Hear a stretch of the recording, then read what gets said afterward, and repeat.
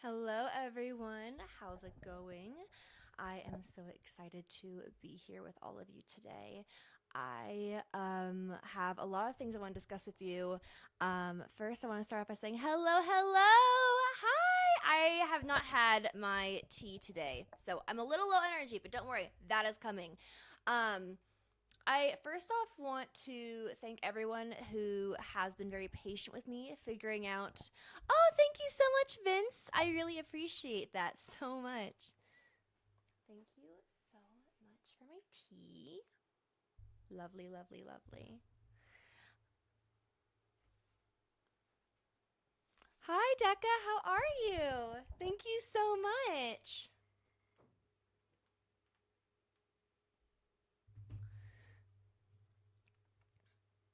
For some reason, we're not getting a chat box in here, so I'm going to try to fix that as well.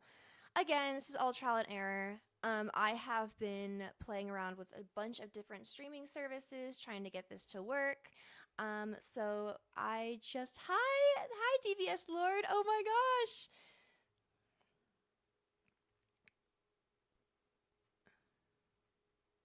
Perfect, perfect, perfect.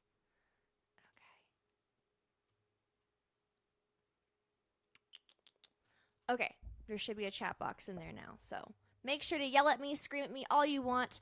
I am not quite monetized on YouTube or Kick yet.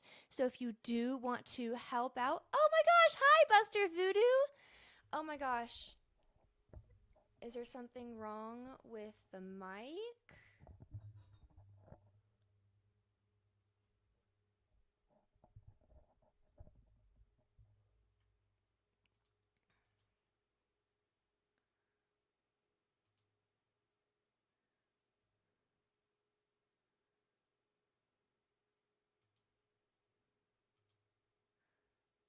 Mic's good? Okay.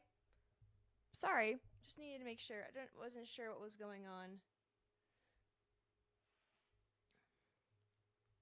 Maybe your earbuds are broken, Buster. I don't know what to tell you. I'm so sorry. Okay, so do, do, do, do, do. Hello, everyone from YouTube and Twitch. I have no viewers on Kick yet. That is because I just started Kick yesterday. I'm still getting the hang of everything. I haven't really done anything like this before. Um,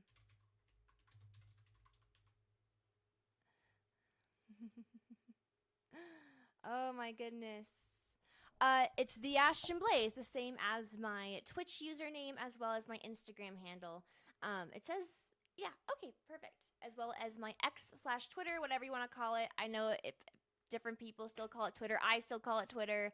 You can't teach an old dog new tricks. Sorry, Elon. I'm not gonna call it X. It sounds like a corn site to me. Thomas Jones, are we talking politics? We're talking everything.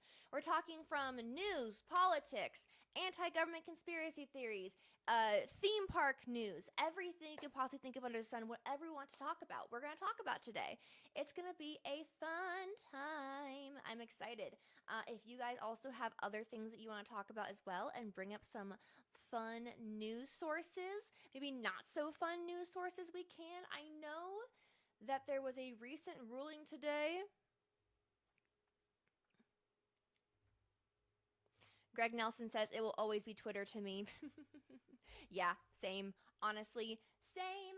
But I do have, hold on one second. I do have a way if you do for some reason want to support me because I am no longer monetized, not because of any like error or whatever. I took a break. Um, yeah, it should be that on Kick. Let me see. I took a break. So if you do want to support the channel, oh, thank you so much for following. Woohoo!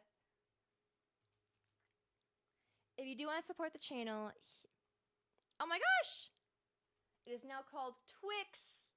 Is it the left side or the right side? I will say that I do miss Twitter back when I feel like it was a good combination of left wing people and right wing people.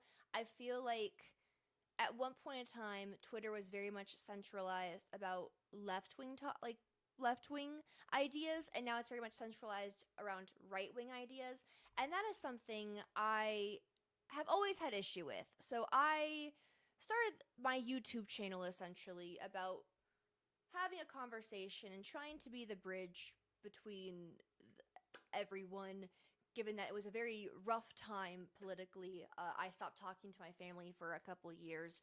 There was a lot of just absolute chaos, and I was hoping it was going to get better, but I do fear it is getting worse. I don't like the political and the cultural divide. I think the divide is very dangerous to America. I think it's something that we need to speak out against. I think that we need to not live in information bubbles. I think we not need to adhere to parties or politicians or labels. I think it really keeps us from opening our minds and our perspectives. And I think what made America truly great was different people of different perspectives and different opinions and different minds having real conversations, not yelling at each other, not debating each other, but having genuine conversations what's happening in the world. Because back in the ye olden times when people still read newspapers, oh, Greg Nelson says it's making the media is making it worse. Absolutely, I don't believe in left versus right paradigm. I think it's being done on purpose to make us hate one another,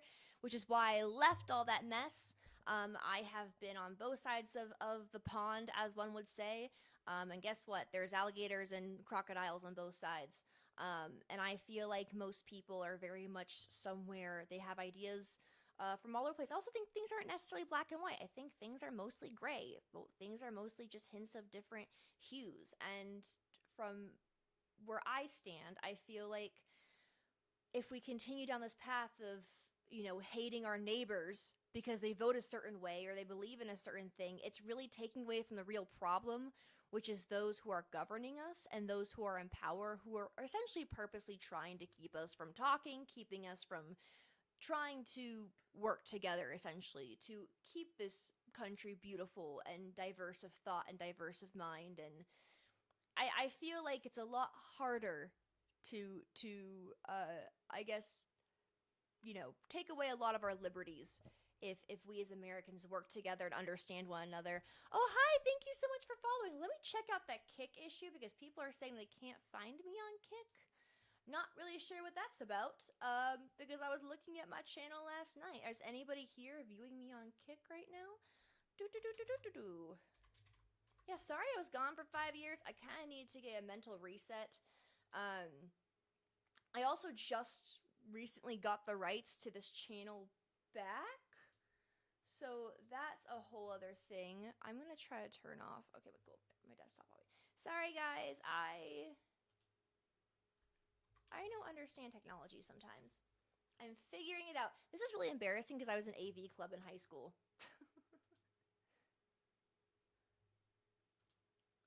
Oh, no, there I am. The Ashton Blaze. Right there on Kick. If you want to follow me on Kick, I know some people prefer that to Twitch.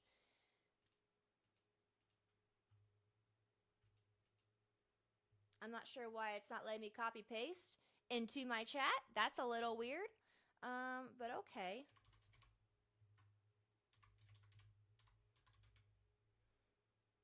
Very odd.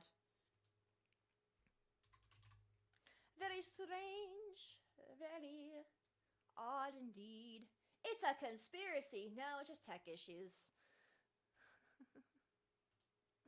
Oh my god, everyone's being so sweet and so friendly. I really appreciate all the love. All the love.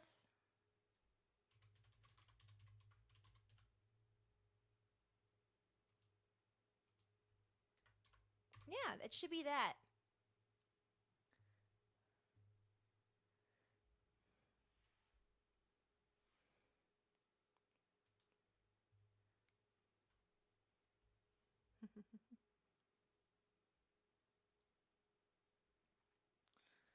Okay.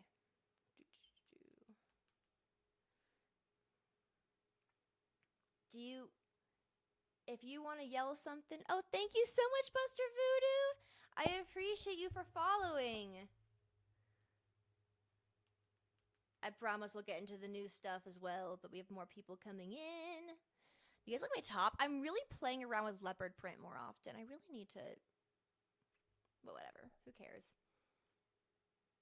Um.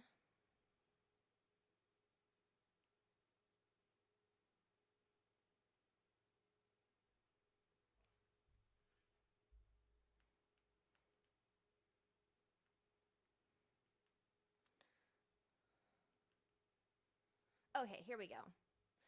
If you guys do want to support the channel, I'm going to try to have this pinned.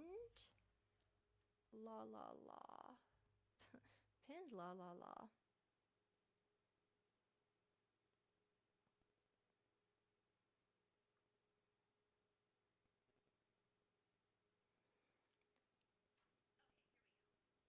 Six minutes? Kick tells me I have to wait 6 minutes after following me before I can chat. Well, to be fair, I do have it set to 30 minutes on here on my YouTube.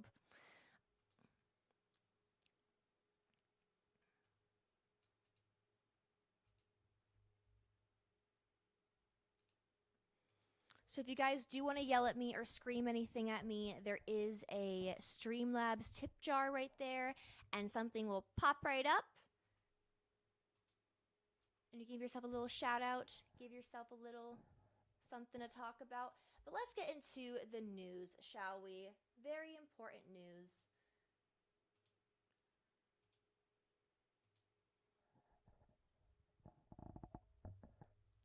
Buster, okay, perfect. Okay, so let's get into our first matter of business I wanted to talk about with you guys. I don't know if you guys can like actually read that. I'm gonna try to like get that out of the way, but I'm not gonna say the actual word because that would get me a banned. But a man was arrested after attempted mock wedding with child at Disneyland Paris. This is a USA Today article, so keep that in mind. Everything is always going to be pushed a certain way. Everything is always going to be referenced a certain way. However, I'm not gonna lie. Regarding this story, I would hope you have your bias is that man goes to jail and stays there forever and ever.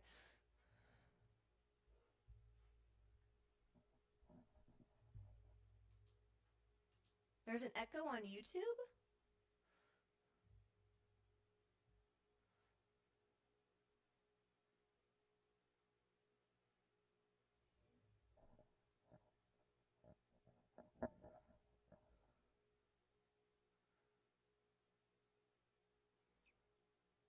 Oh, there's an echo on Twitch, so it's definitely something to do with...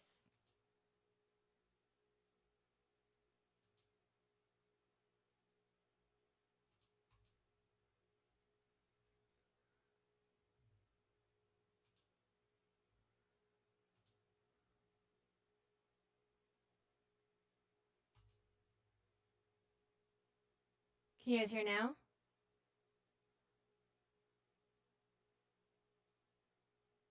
Okay. What is going on? Testing, 1, 2, 3. Why is there an echo?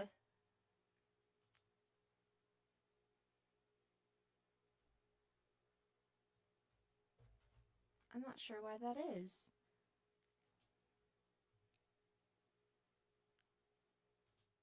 How about now?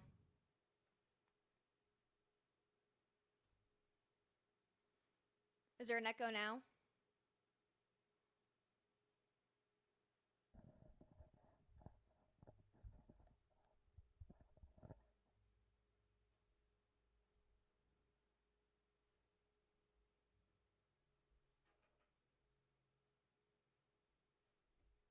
Well, shoot. Welcome to Ashton, figuring out technology. It's only when I pull up the article. That's so lame. Okay, well, I hope you don't mind not seeing the article, guys. I really apologize. I'll try to get that figured out with Streamlabs. Okay, let's read this together. My bias is, I'm not sure to tell you, like anyone who tries to marry a child, jail. And on the parents involved, jail.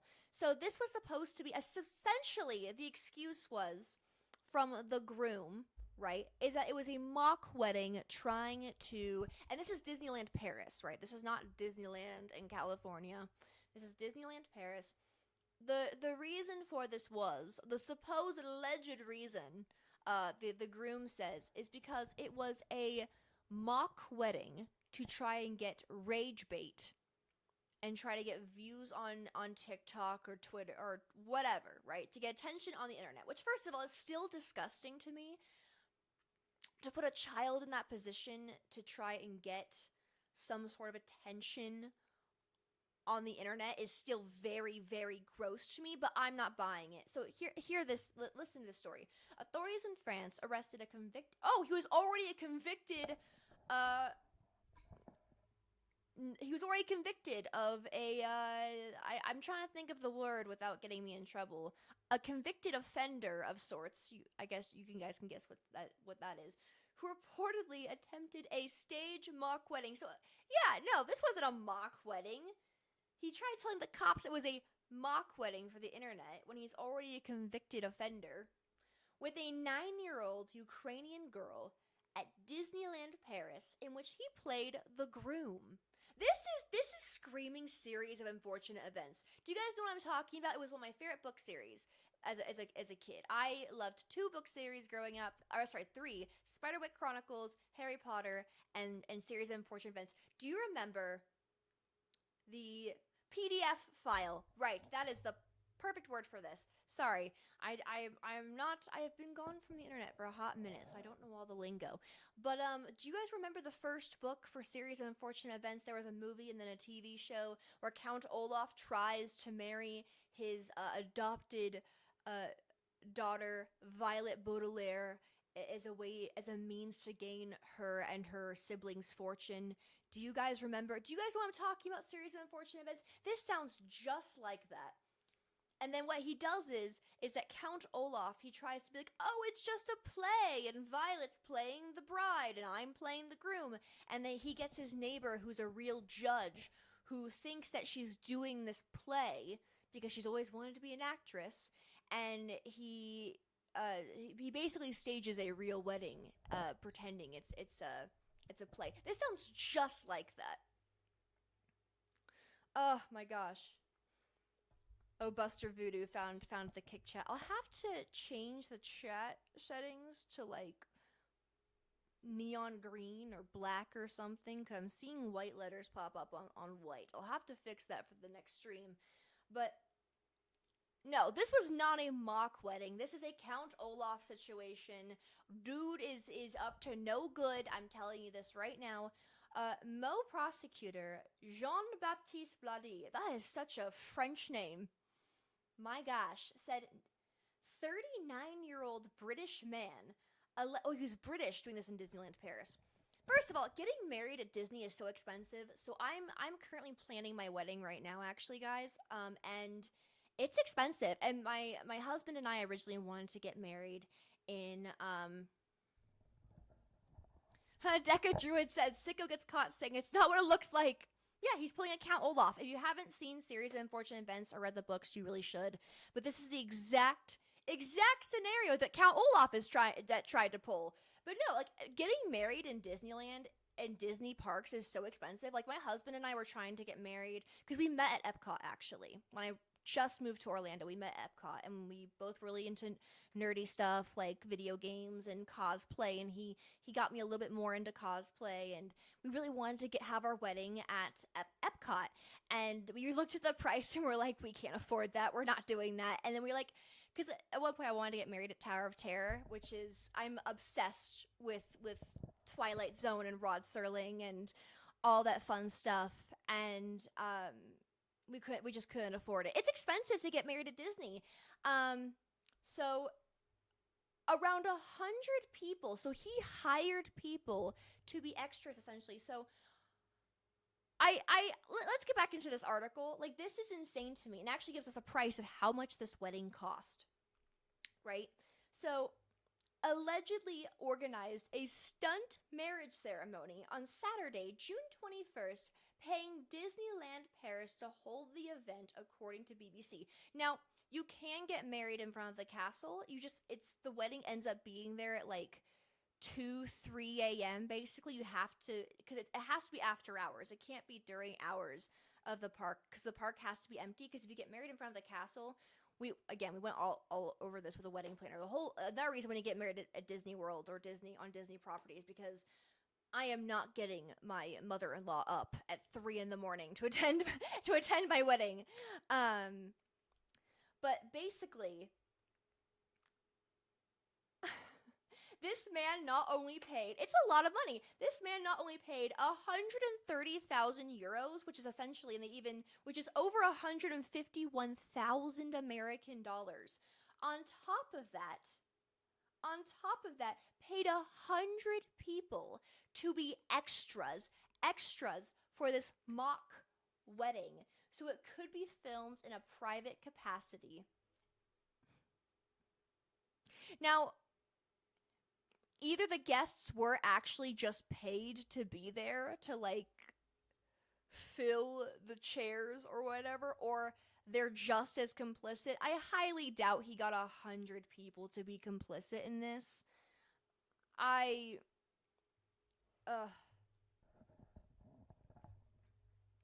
yeah, no. The young girl arrived in France 2 days earlier, was not harmed in any way, and was not forced to play the bride, BBC reported. She's 9. She's being forced to do something, okay? Because my mom acted tirelessly trying to make me a child actress, and I'm so against trying to get children to do that kind of stuff. I mean, I get it. We need children to play child parts in certain movies and stuff, but even like if this child was just an actress, which I don't think she was, I think she was a victim in all this. I have a whole other opinion on child acting that I think is just I think is a different kind of abuse in itself. But let's get back into the story. Um Staff said she was dressed as a bride, wearing white and having her hair done. A park guest who was hired to play the bride's father. So just a random park guest was hired to play the bride's father. Oh, okay, so he was the one who alerted the staff. A park guest who was hired to play the bride's father alerted the staff, who called the police. Yeah, because if you're gonna pay all that money to have why not just have a regular park or something and then get a fake? If I'm against even the internet stunt type thing, but if you're really gonna do an internet stunt, why not just go to a park, get a guy in a cheap Spirit Halloween priest outfit, and why are you paying $150,000 to do it at Disney? That seems a little weird.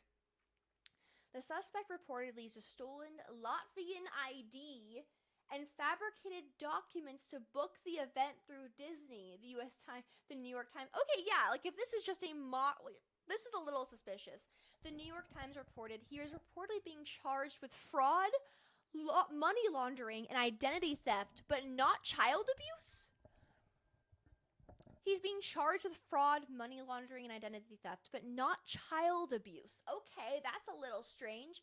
Blottier accused the man of wearing professional makeup so he would not appear as himself. This is Count Olaf! Are you kidding me? The guy who's trying to appear as an actor and then wears disguises and then has a fake wedding and then pretends it's a play? This dude is Count Olaf. Are you kidding me? Ah, my God, so ridiculous.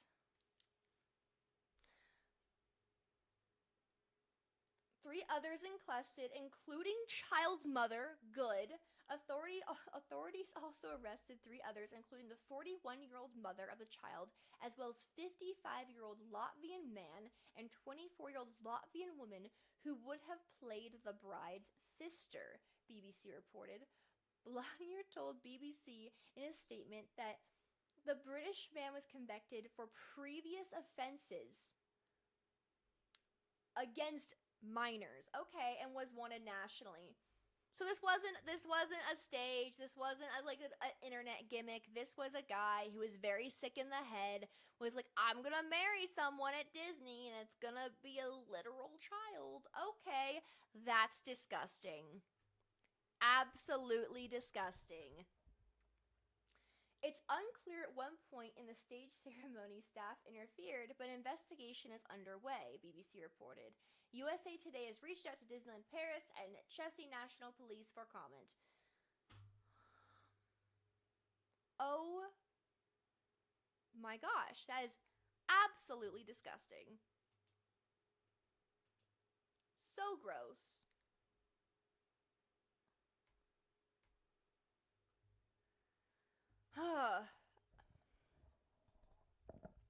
At least in the case of Count Olaf, the parents. I don't think there's any excuse for Count Olaf's actions. I don't think there's any excuse for anyone to try to marry someone underage. It's disgusting. Oh, hello, Sophie. Thank you so much for joining us. Okay. On to our next base of news. Gavin Newsom is suing Fox News for defamation and demands $787 million. Oh my goodness. So I'm obviously not a fan of Newsom. I left California for a reason. However, and I am really, listen, it's tricky because I am very much a free speech advocate, but I do fear a lot of people don't know what free speech classifies. So defamation is not free speech. Targeted harassment is not free speech. Impersonation is not free speech. That is not free speech. Those things are very much illegal. Now, if I were to say, wow, Gavin Newsom is a really bad governor, that is my free speech. But if I were to say something absolutely deranged, like Gavin Newsom is lying about his race, that is straight up defamation. That is not real. And if it gets to the point of which it affects someone's career or livelihood, yes, they technically legally can sue. So let's go over it, shall we? It's a tricky business. Tricky case of free speech and defamation and lawsuits. The governor of California, Gavin Newsom, has sued Fox News for defamation and demanded $787 million. I'm going to put my pinky up every time I say the word million or billion. Almost exactly the same amount Fox paid in a previous defamation case over an election misinformation. Fox News, what are you doing? Now here, listen, I know a lot of my viewers like Fox News. I do not. I have experience working in the media field, and let me tell you, they are all liars. They all are made to make you think that the other person hates you and that your world is crumbling around you. They're purposely designed to incite fear. Is it though says, am I muted for anyone else? Am I muted for anyone else? Can you hear me?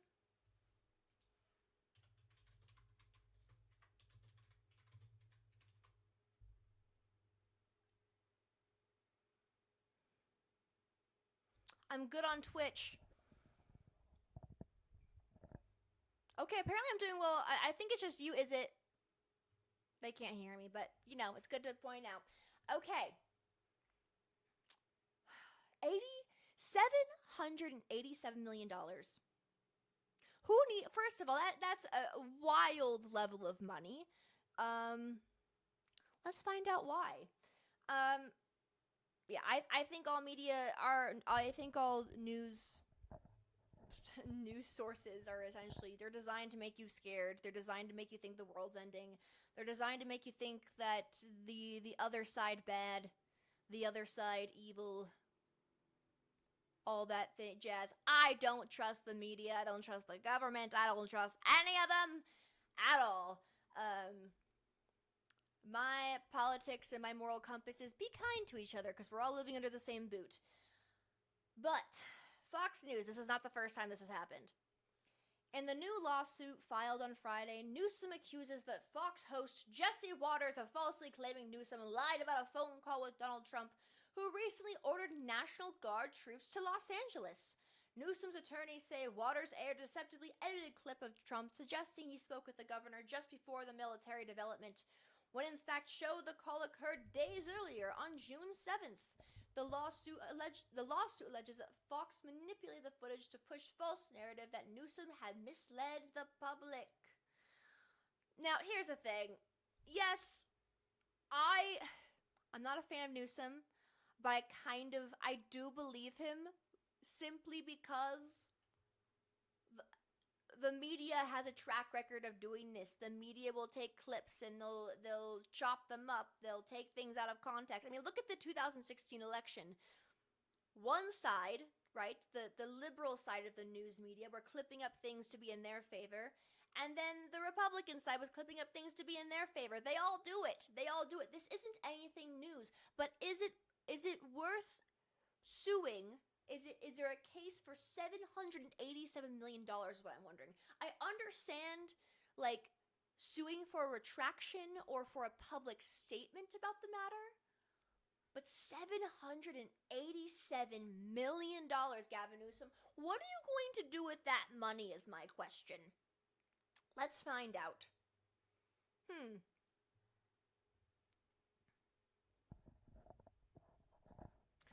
I hate to tell Is this. It keeps messaging the chat saying, I can't hear you. Are you being silenced in the UK? I think it might just be a tech issue for you, is it? I don't know. Shooter Down Under says, I don't think Fox News can damage Gavin Newsom any more than he has done to himself.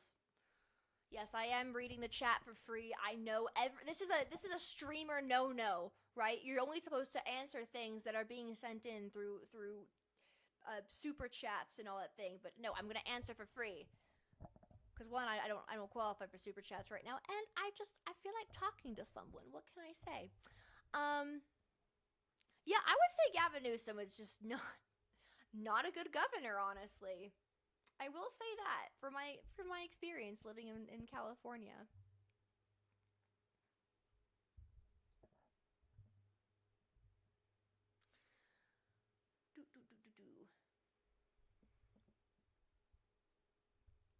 Newsom's attorneys say Waters aired. Oh, I already read that. Duh.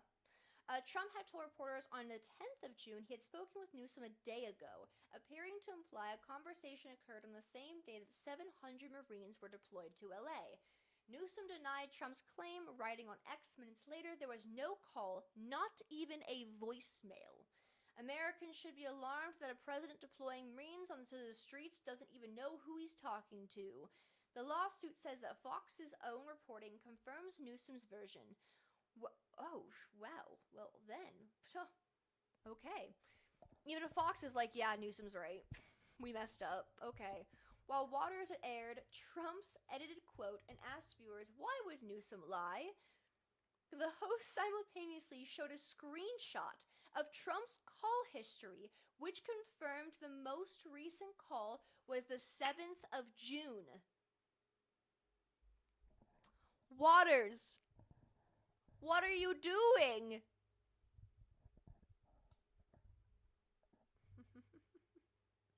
I'm not gonna lie, Waters is at fault here because that... Newsom's complaint also accuses the network of violating California's unfair competition law by engaging deceptive business practices. The damages sought mirror the... Oh, okay, I see. The damages sought mirror the $787.5 million Fox paid Dominion Voting Systems in 2023 to settle a separate defamation case over election misinformation. If Fox News wants to lie to the American people on Donald Trump's behalf, it should face consequences, just like it did in the Dominion case. Newsom told Politico in a statement, "Until Fox is willing to be truthful, I will keep fighting against their propaganda machine."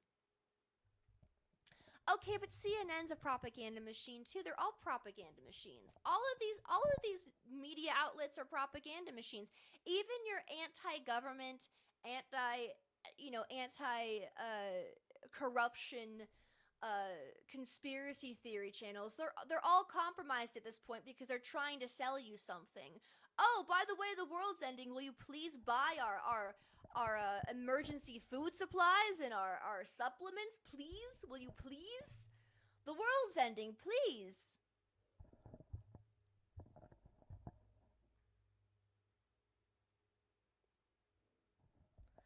Oh my gosh.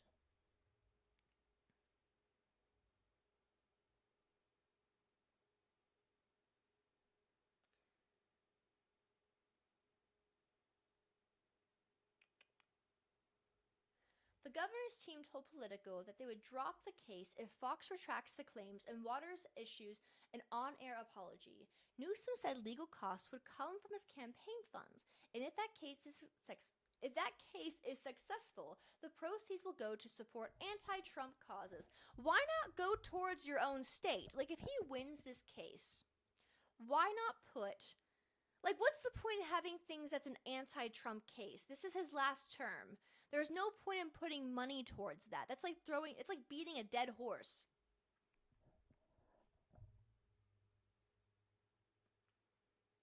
Wouldn't you want to put that money towards, I don't know, your state's schools, your state's health care, all the things you keep complaining about, doing something about the homeless epidemic, Newsom?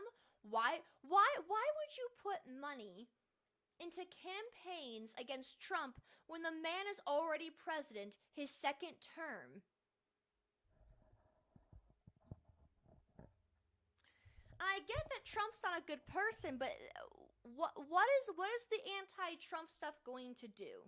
It's just going to be yelling more words into the void. There are better things to do with that money. Healthcare, schools, the homeless epidemic. Like there's so many things that could be done better for the state of California.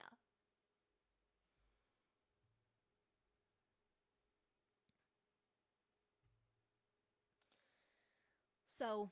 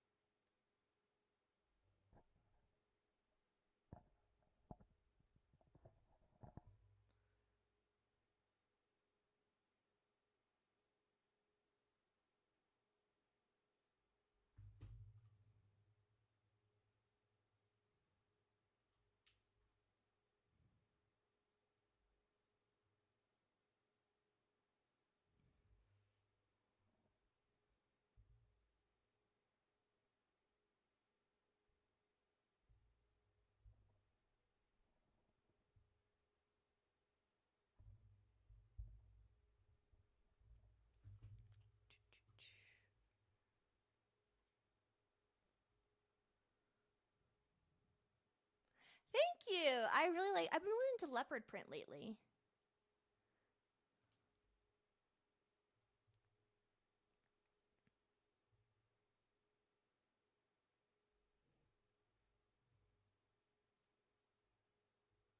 Cody Carlson, I'm doing well today. I'm doing very well, thank you.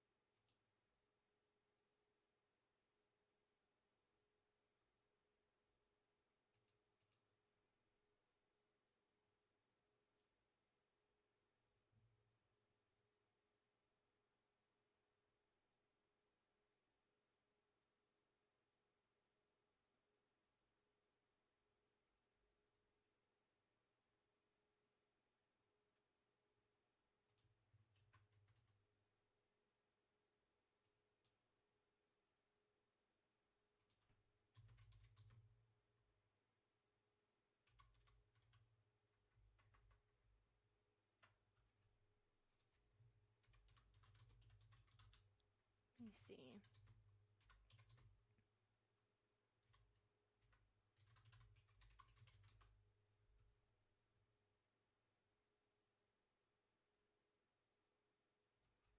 A lot of people are saying that they can only hear me in one ear or the other.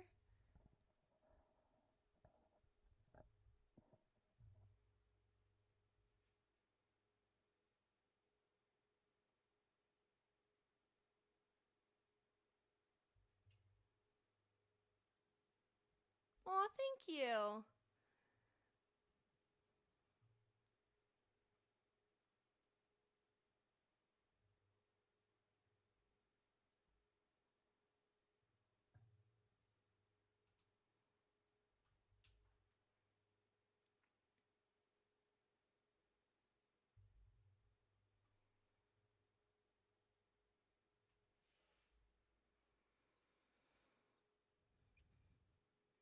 I actually have no idea.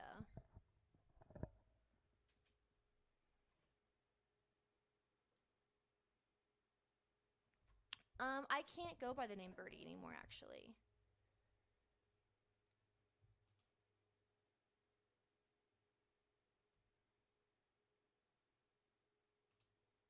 Taking a little break.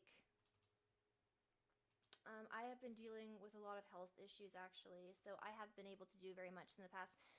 I was trying to get like a podcast going at the beginning of this year, but there was just a lot of complications.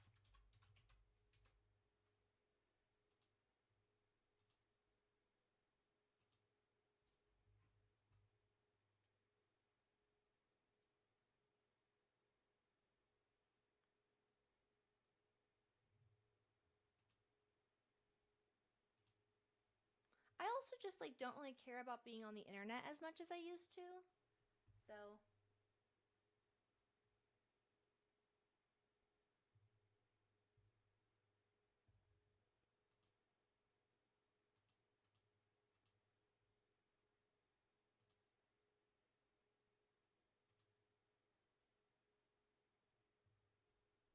I love this shower curtain. It looks so cool behind me.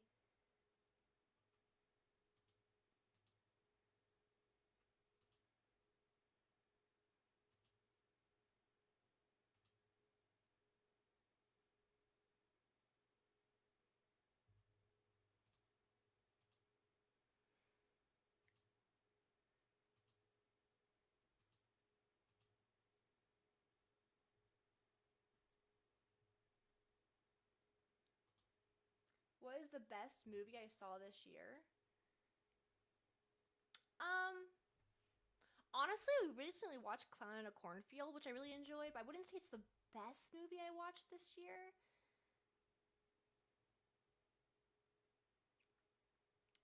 The first one I watched was Wolfman, and that was such a letdown, honestly, because Wolfman. So here's about like the Wolfman movie that came out. Oh gosh.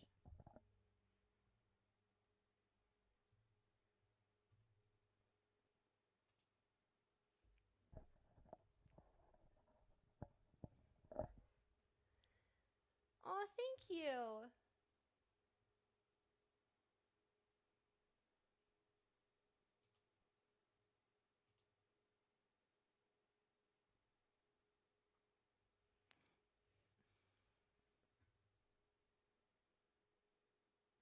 No, so here's the thing: is like what I didn't like about the Wolfman movie is that one, there was no real curse. It was just like rabies, and then there was not a single shot of the moon. There was no like I did like what they did based on perspective with him as the Wolfman. Like I love how they showed his perspective as the more animalistic he became, but I didn't like that. So the traditional story of the Wolfman is that the man becomes a wolf when the full moon goes out.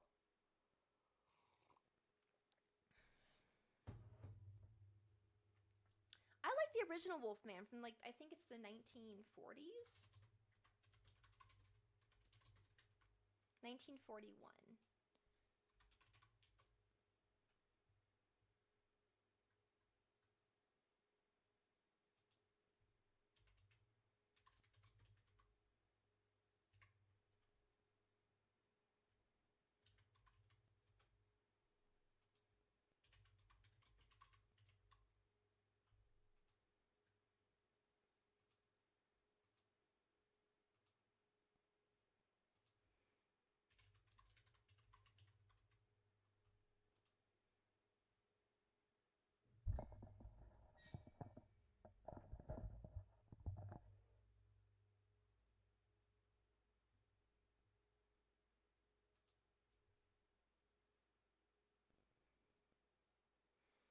I keep getting questions about 28 years later, but I haven't seen it yet.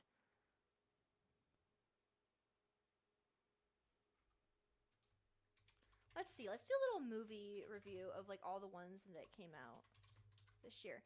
I didn't like Lilo and Stitch. Oh, that's right. The Chucky documentary came out this year or last year, and I haven't seen it yet. I liked Final Destination Bloodlines, but I do wish they played more into, I want to say, like, taking a lot of the original characters that died and somehow applying them to what happened in the 1960s, like linking them. The monkey was good. I liked the monkey. I thought it was really kitschy and fun. I wouldn't say it was horror, though. I would say it was more so like suspense and dark humor, if anything.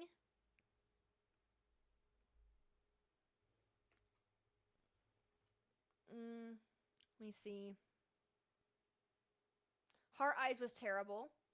One of the worst films I saw this year, honestly. An absolute waste.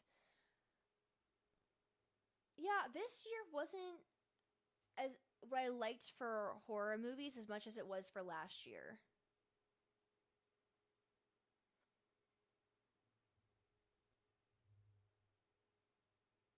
Like last year's horror movies were a lot. I would say last year's movies in general were a lot better than this year's movies. Sinners was really good. Actually, you know what? Sinners I think was the best movie I saw this year. Absolutely. Last year I would say Lisa Frankenstein.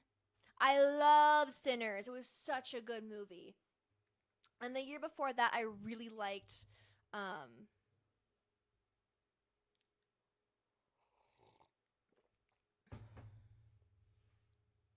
Poor Things. Poor Things was really good. And a lot of people didn't like it, but I feel like you have to understand the premise of the book to understand it and what it's trying to tell you.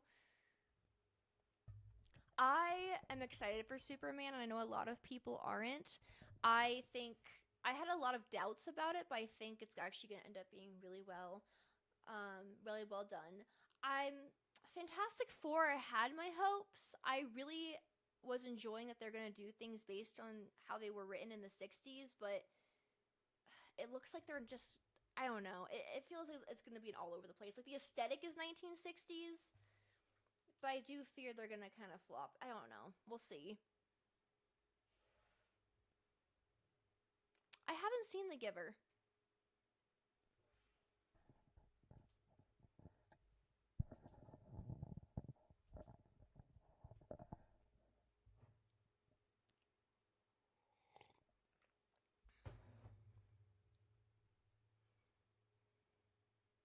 Hi, Sonia.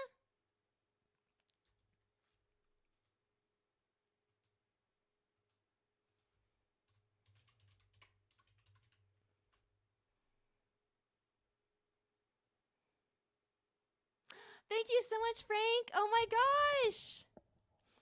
He says, I saw 28 years later, enjoyable movie, but hard to follow through with.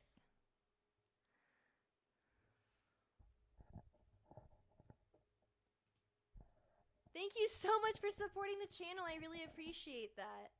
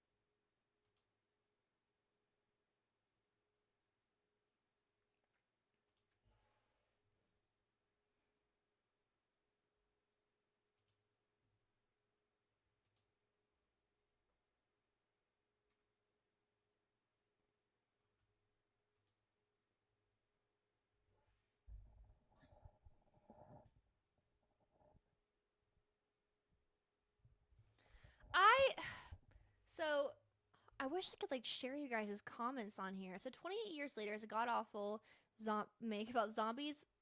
Hmm. I I'm really picky about zombie movies just because I feel like they always end up being the same.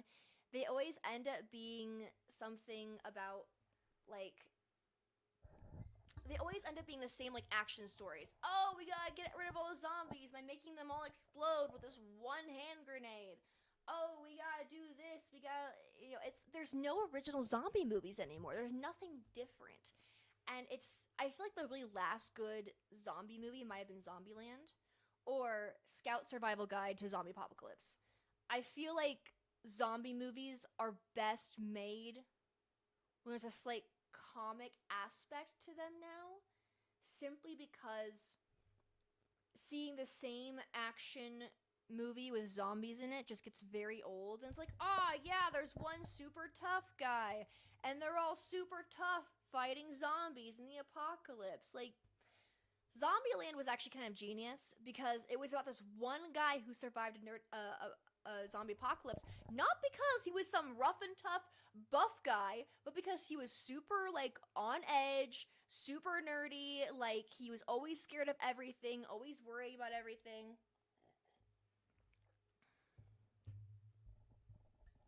I haven't yet, but I'm so excited. Actually, let's watch it together. Hold on. That's a great idea, actually. Let's watch it together. There's also some great HHN announcements I want to talk to you guys about.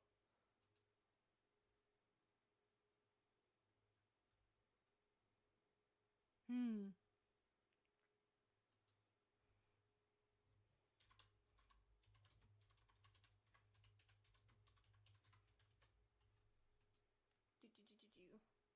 Let me see.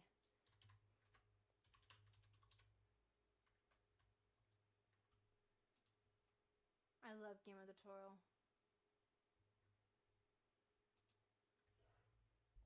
Okay, let's watch this together, shall we?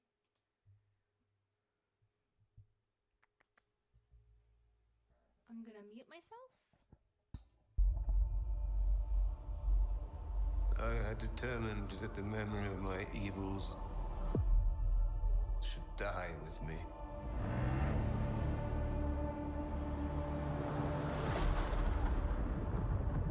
Some of what I will tell you is fact.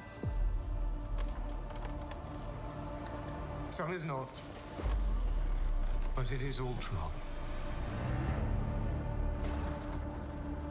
What manner of creature is that?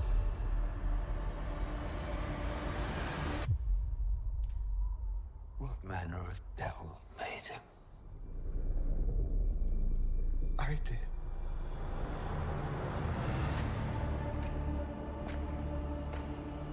I had a vision. An idea took shape in my mind. Inevitable. Unavoidable. Until it became truth.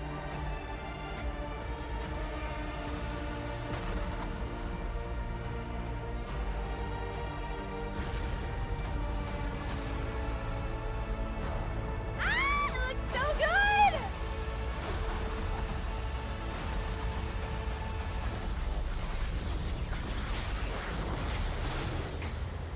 In seeking life,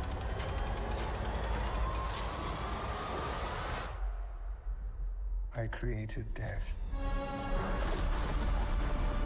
Oh, look, it's the monster.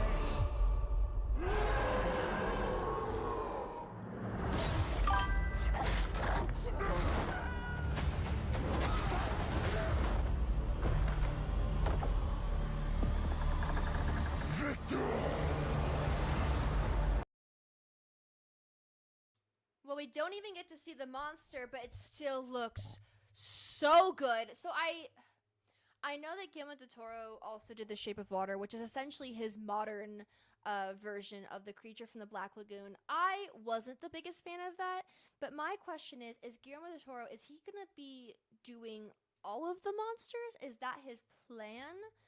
I'm not really sure. what he's going to do with that.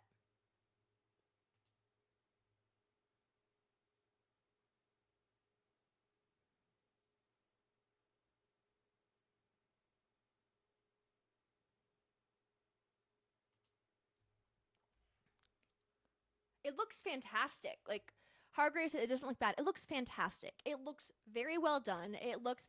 I have this. The thing about Frankenstein is Frankenstein was I did a report on Frankenstein, the book, Mary Shelley's book, when I was 15 years old, my freshman year in high school. So each year of high school, you have to do a book report, a book of your choosing. That's how my high school did it, and I chose Mary Shelley's Frankenstein, and I loved the book because the telling of Frankenstein is about this man essentially who everyone refers to as a monster who just genuinely wants to have a place in society, who wants to be loved and respected. And in Mary Shelley's telling of it, he's intelligent, he's well read, he's someone who just wants to be part of society because of the way, because of his own existence, society just looks down upon him and sees him as this abomination. And also Victor, I will say, is not this maniacal. Like, I have a problem with the original Frankenstein from the 1930s. Don't get me wrong, it's a classic, but Victor Frankenstein is portrayed as this like lunatic who's like raving mad, and the monster is just seen as like this angry grunting thing. Whereas in the book, Victor is very much isolated. He's a med school dropout. He doesn't know where he's going in life. He's riddled with depression, and then he creates this sort of like creature, not as a companion, not as to bring something of use in the world, but just to prove that he can do something for his own ego, for his own to sort of spark his to be like, see, I told you so I could do it. And it's very much Victor's doing is very much pushed by his own ego and his own selfishness. And you have this creature who very much wants to be of something of value to society, but society won't let him. And then, of course, in the original movie, it's Abby normal. The brain was abnormal, and the assistant was stupid and couldn't tell. So I will say, however, the movies of Dracula are better than the book. The book Dracula, in my opinion, is very dry, way too long for what it's worth. And for what it's worth, Renfield in the book to me is very boring and not very useful, whereas the way he's portrayed in the majority of movies is, because in the book he's like scared of Dracula. He's like, oh, you have to beware of him, whereas Renfield in the movies works for Dracula. He's a humble servant.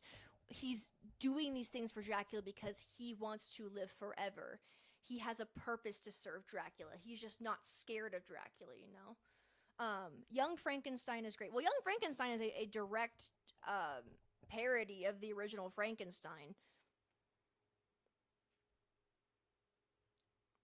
Frank S says, yes, I want to talk about this so badly. So the thing about Frankenstein's monster is everyone's like, oh, you can't call him Frankenstein. He's the creature. He's the monster. Yes, I get it. But here's the thing. If Frankenstein, in the book, sees himself as Dr. Frankenstein's child, as his creation, wouldn't his name also be Frankenstein? Because yes, Victor Frankenstein doesn't see the creature as his son. He doesn't see him as even human. But the creature himself sees Dr. Frankenstein as his father. And at the end, he goes, this man never gave me a name. He never loved me, but I loved him. If he sees himself as Dr. Frankenstein's child, wouldn't that make him have the last name Frankenstein, just not a first name? So technically, he is also a Frankenstein.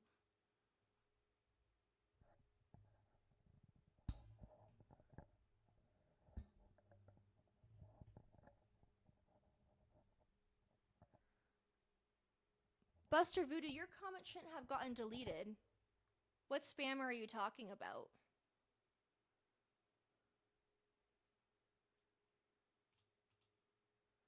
I don't see anyone but you and Kick.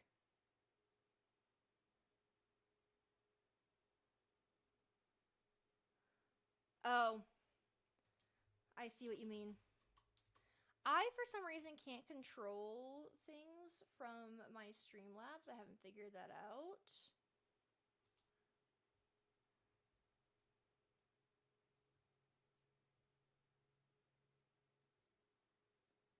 Wow, Kick really should do something about...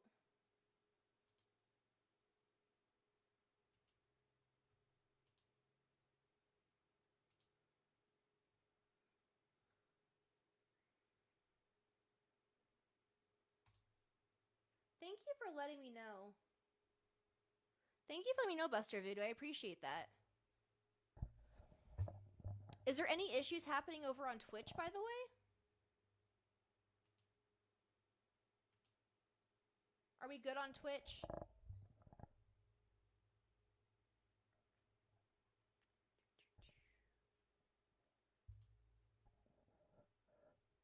Oh, thank you so much. I really appreciate that, Vince. For some reason, my Twitch chat isn't combining with my Kick or my YouTube chat, and I haven't been able to see on Twitch. That's really odd. Okay, well...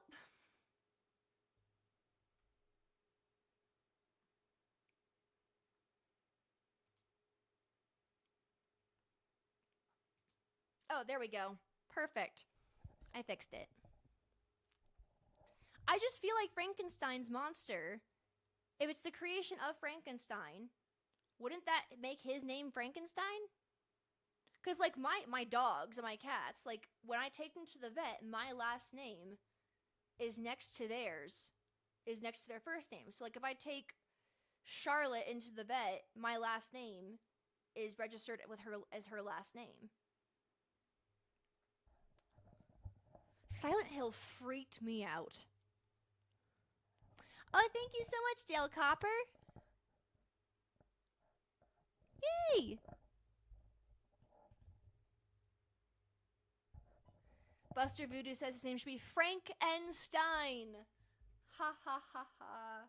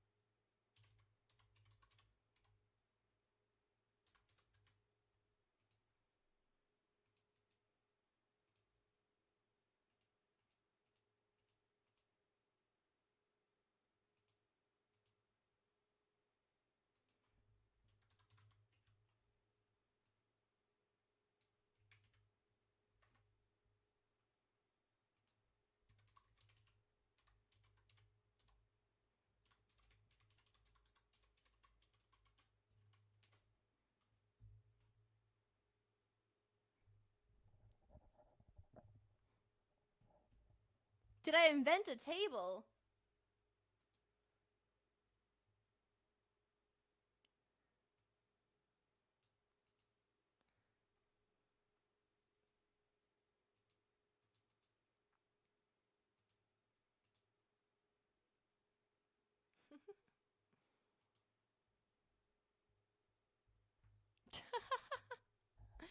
He could have named it Table Romano if he loved it. That's a good point. But this isn't an invention. This is a person, right? So, like, you're not just inventing an object. And I guess it's true. Like, Dr. Frankenstein saw his creation as a thing and not a person. But it's a little redundant because if you're going to bring somebody literally back to life, if your whole purpose is to create life and to play God, wouldn't that make your creation a human? And wouldn't, therefore, you have to see your own creation as human and give it a name? I mean, if you're going to play God and God sees us all as his children, wouldn't that mean Frankenstein is, or the creature is Dr. Frankenstein's child?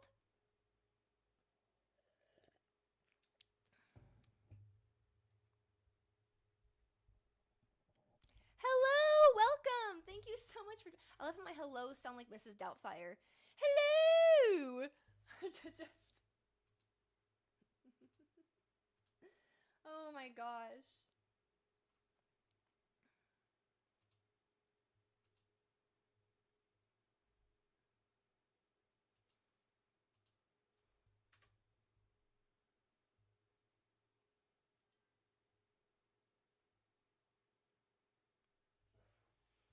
If you guys do want to send me a little, if you guys want to yell something, there it is.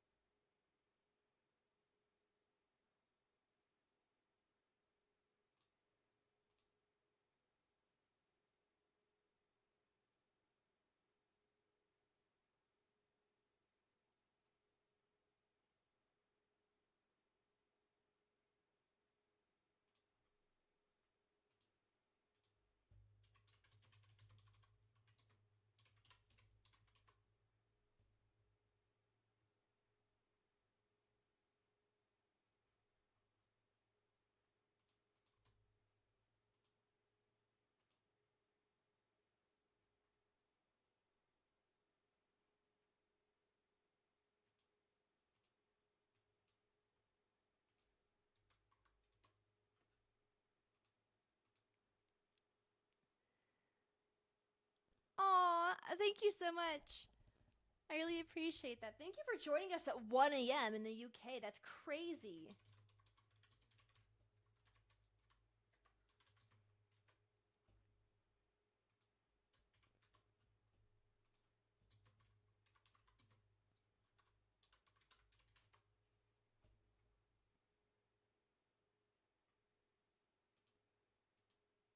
Okay, let's go over something horror related since everyone's very excited about the world of horror right now.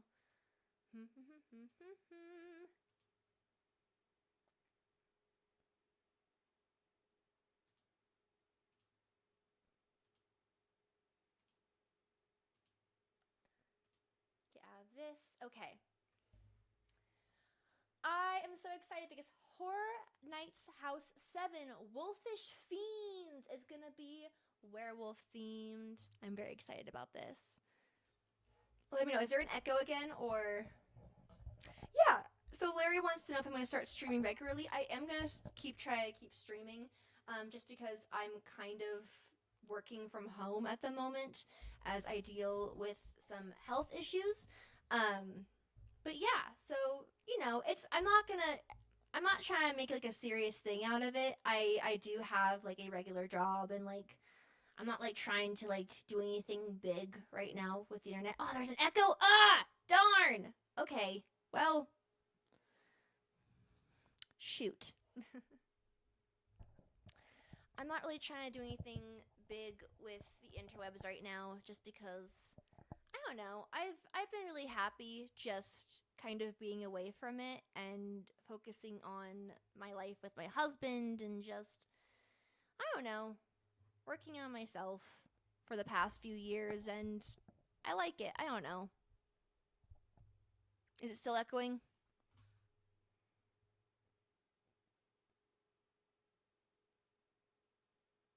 Still? Okay, well it's good now. Um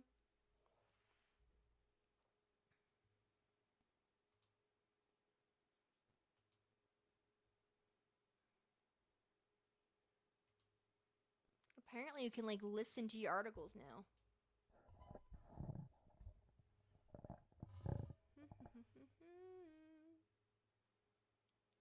The stream of haunted houses for Universal Halloween Horror Nights continues to trickle out, and Friday's announcement sounds like a cool relief for folks living through another Florida summer. The Maze and 7th announced for the 2025 event is called, I cannot pronounce this word. It is Galkn, Galkin? Monsters of the North, and it looks cool in a literal way. Wow. Good job, Orlando Sentinel. In a remote northern village, a wicked being rises from the dead, bringing a horde of monsters and demons from the fjords to wreak havoc on the townspeople. You'll face icy horned, winged, and wolfish fiends, and gradually merge into one giant horror. Then you'll try to escape the belly of the beast.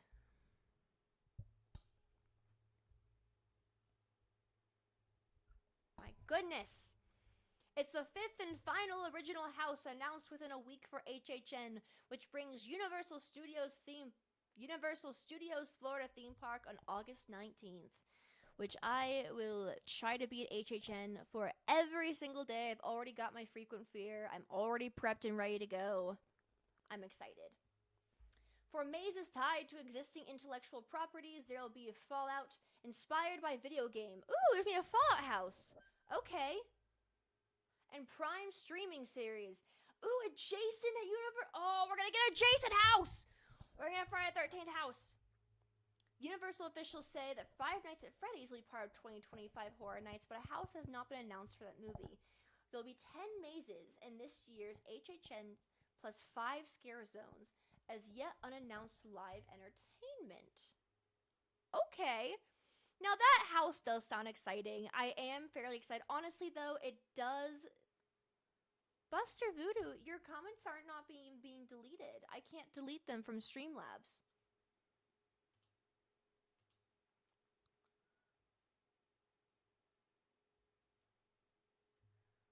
Hold on, that's really weird. Let me make sure of this for you. I swear you're not being deleted.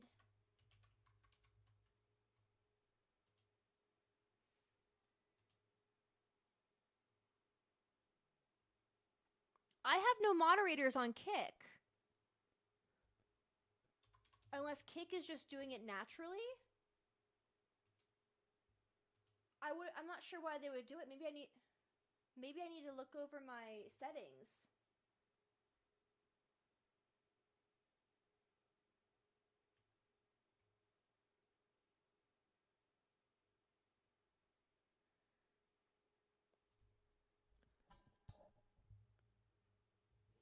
It says Ashton's regular job equals international hitman. Was that the one you're saying got deleted? I need to go over my Kick settings. I honestly haven't even done that yet.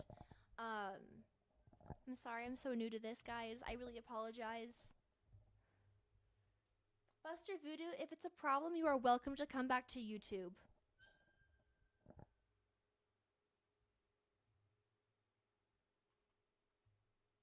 Come back to YouTube, my darling.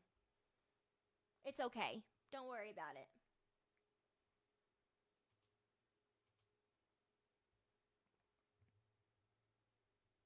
I will try to go over everything tonight and make sure. Oh my gosh, but good news is I have 5 followers on Kick now. Yay! That's so exciting.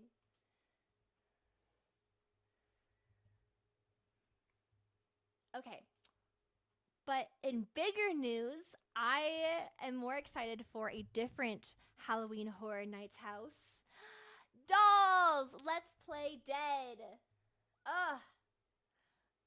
I'm so excited. Dolls Gone Wrong takes center stage at Halloween Horror Nights 2025 in the newly announced Haunted House, Dolls, Let's Play Dead. Here's how Universal Orlando Resort describe. By the way, would you guys want me to live stream or film my experience when I go to HHN? How would you guys feel about that?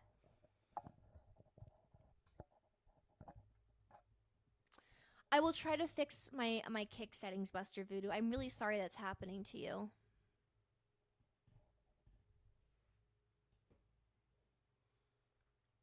But if you guys want to see me live stream or film stuff from HHN, how would you guys feel about that? Is that something you're interested in? Let me know.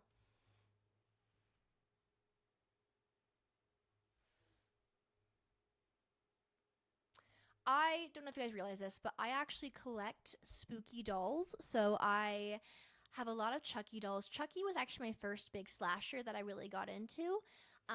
So I really like creepy dolls. I love Dead Silence. I loved the Slappy book, The Night of the Living Dummy from Goosebumps. I like the original Slappy a lot better, though. I like the one where he has red hair. I don't like how they made him look like a typical ventriloquist dummy. To be honest, the new Slappy looks like the doll from Dead Silence to me. I really miss the original 1990s Slappy from the show just because it just differentiated him from typical ventriloquist dummies, but that's just me. Wizard of the West says, sure, I don't know what that is, but I'll probably watch it. Halloween Horror Nights is an annual event at Universal Studios, both Hollywood and Orlando. I believe it happens at their international parks as well. And every year I try to go. It's one of my favorite things to go to. And they have all kinds of haunted houses and scare zones and really cool food and awesome merch and all those kind of things. So yeah, I really like creepy dolls. I've always liked creepy dolls. But let's continue with the article, shall we? Dolls may seem innocent at first glance, but in the world of horror, they're pure nightmare fuel. I don't know. A lot of people made fun of me for liking Chucky because he's not exactly the slasher that's the most intimidating compared to like Jason or Michael or even Ghostface. But touring the United States, oh, that's right. The Annabelle doll got out. Did you guys hear about that? But for a long time, Halloween Horror Nights fans, one haunted house immediately springs to mind. Dollhouse of the Damned from HHN 2014. I didn't get to experience that. I wish. This wasn't your average dollhouse. It was a nightmare come to life, where every room was a twisted scene of childhood innocence gone horribly wrong. I will say, I think the reason I like evil dolls isn't necessarily because they're dolls.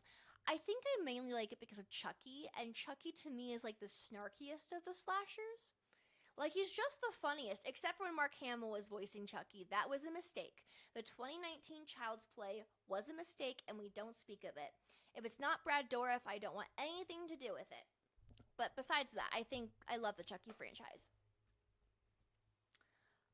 Dolls weren't just part of the decor, they were woven into the very fabric of the house and the scare actors themselves. From unsettling Raggedy Ann and creepy baby dolls to possessed marionettes and cracked ballerinas, these dolls weren't waiting to be played with, they were playing with you. With you! That makes me think of Invasion of the Body Snatchers.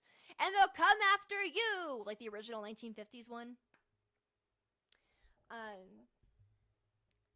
Ready to play? Step into this nightmare at Halloween Horror Nights 2025, running select nights from August 29th through November 2nd. Wow. Douglas Dauntless says that creepy Jack in the Box dolls are cool.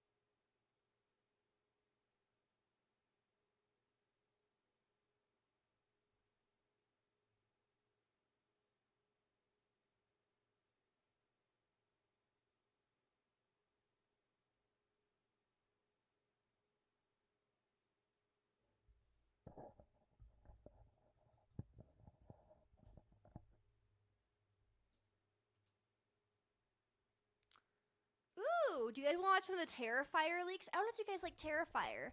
Are you guys fans of Art the Clown? Talkie Tina! Even before Chucky, Talkie Tina was my life. Speaking of Rod Serling, from my little love for Twilight Zone, yeah, I actually have one of the Talkie Tina dolls. It's not with me currently. It's in my other studio. This is my Wyoming studio. I'm currently on an Air Force base,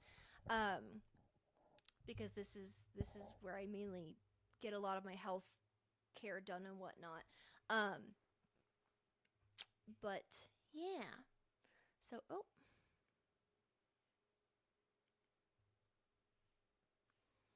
Larry Romano says, I like how Ashton isn't afraid of dead air. Well, you know, I'm new at this, okay? If there's dead air, like normal humans don't talk 24 hours a day. That's ridiculous. Hi, Crazy Fist 89. How are you? How's it going? Davian Donaldson, you have a hot take for me. He says, I really liked the 2019 Child's Play remake. I thought it was better than Megan. Now, here's the thing. I liked Megan. I'm not excited for Megan 2. I'm not excited for Megan 2.0. I do not care about it. Terminator 2, like, what are you doing? But, I liked Megan. I thought it was, the thing is that the whole evil AI thing has been overdone so many times. Listen, okay? We know it's coming. We know it's happening. There's only so many movies you can make to warn people. It's gonna happen. The AI is gonna take over. We're gonna be living in the Matrix. We're gonna have robots living off our brain energy. Okay.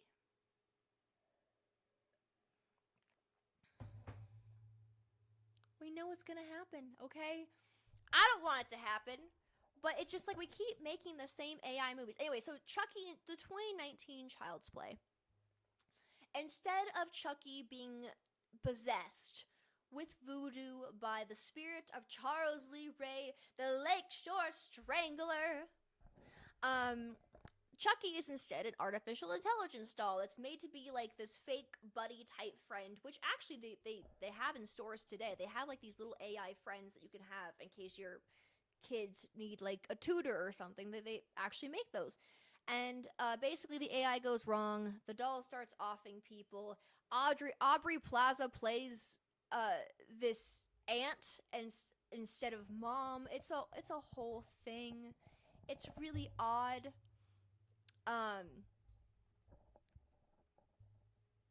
Yeah, I don't know. I'm not a fan of it. And I just if you're gonna make a movie with Chucky, you have to keep it Chucky.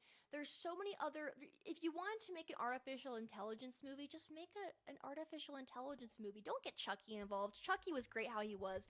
Hi, Crazy Fist 89. Thank you so much for joining us on Twitch. How are you? Yay! I'm so excited. Okay, do you guys like the Terrifier franchise by any chance? I like the Terrifier franchise. I think honestly, it's for people who really like gory slashers. A lot of people aren't the biggest fan of it. Some people say it's too much. I think it's, what we choose to make out of it. I personally think that horror is subjective. The only horror movies I really can't watch are things like I Spit on Your Grave. Mainly because half of that movie is a grape scene, and I can't watch it. I watched the first Evil Dead for the first time a few nights ago, and that was a little disturbing, but I feel like the effects of what that tree scene were cheesy enough for me to be like, okay, at least it's not extremely graphic. I Spit on Your Grave. I can't get through that. I can't get through that movie. I can handle all the blood and guts and gore and all things like that, but I can't do movies like I Spit on Your Grave. I can't watch gosh, what's that one when they're in Georgia with the banjo scene?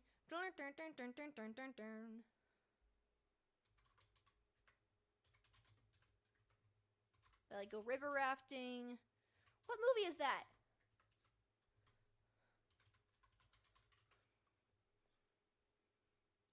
Deliverance. I can't watch Deliverance. That is a movie I cannot watch. Anyway, let's move on to watching some of the Terrifier HHN leaks, shall we?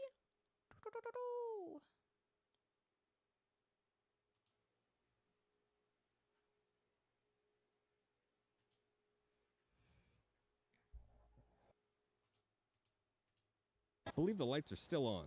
In solidarity of Dr. Dillerman. So it looks like the Terrifier house might be called... Okay guys, we're back at Universal Studios Florida. It's time for another massive Halloween Horror Nights 2025 update. There's so much happening. I cannot wait to go in. So on that note, it is...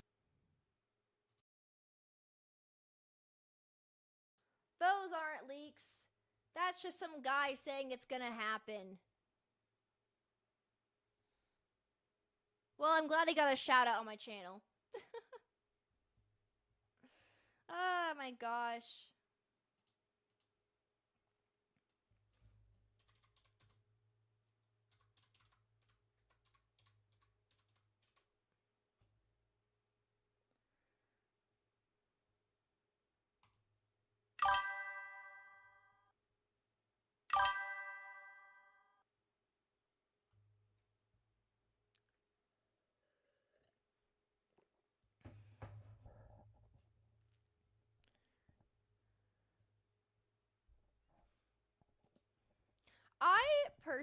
I like the Terrifier movies for...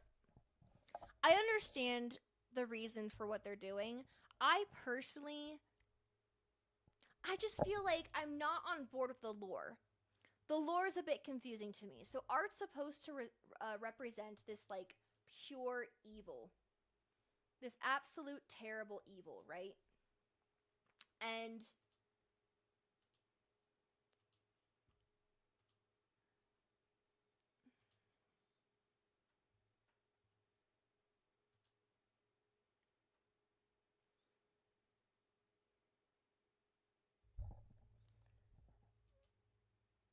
I don't know. I feel like, so art is supposed to represent this absolute terrible evil.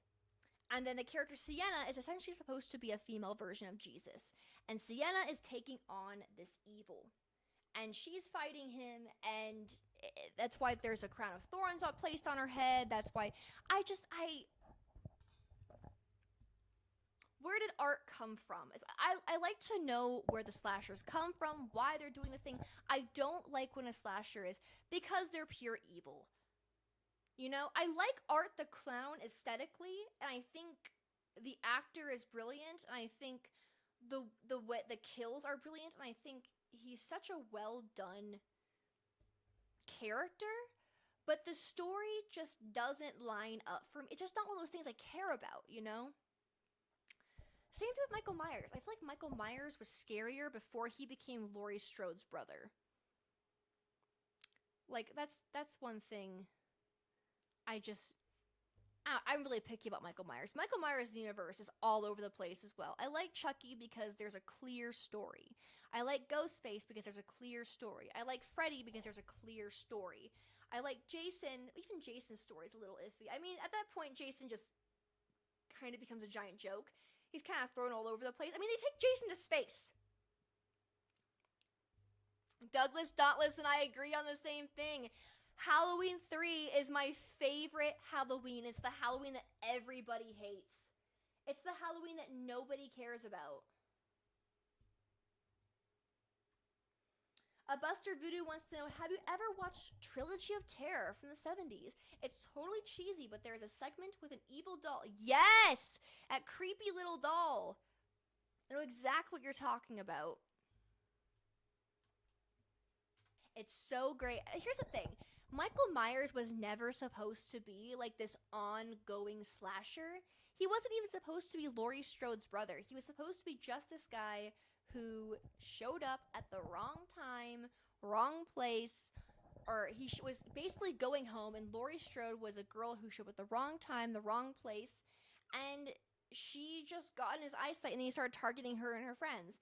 Like, Michael Myers was supposed to represent a lot of the fear and evil that was happening during the 1970s when when there was a lot of like the satanic panic and a lot of like those serial killers were running loose. So that's what Michael Myers was supposed to represent. So the Halloween franchise was supposed to be this entire franchise of each movie was supposed to be different. And they were supposed to be about something that would happen in this universe, essentially ruled by the holiday of Halloween, which is why Halloween 3 is so good, because it represents a lot of the other fear with like trick-or-treating back then, where people would put like razor blades in candy and stuff, and which, by the way, is such an urban legend. Like, I can actually go into a lot of the history. There was never actually like it wasn't as big of a deal as people talk about. The biggest story, I think, from a lot of that fear came from like the pixie stick story. If you haven't heard it, basically this guy put down his children he put a life insurance policy on his 3 children, and then he gave them poisoned pixie sticks, claiming that they got those pixie sticks while they were trick-or-treating. That's where a lot of the fear comes from, honestly. Is the trick-or-treating fear. Oh yeah, these little creepy guys from Trilogy of Terror. Here they are. Oh my gosh, they're so creepy! Oof. I'm gonna show you guys really quick. Look at it!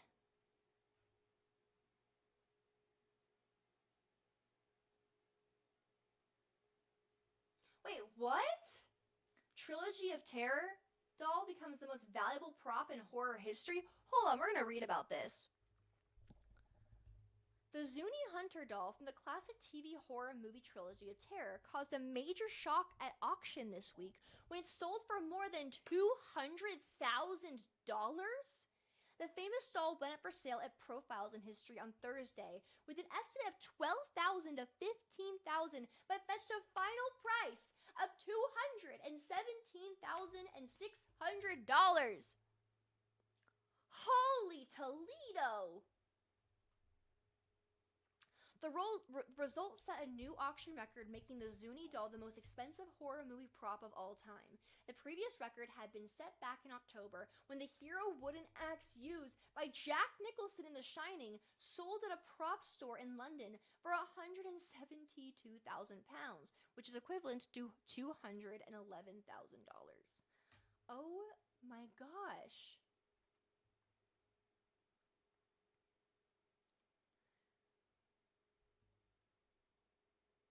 Wow. That's crazy.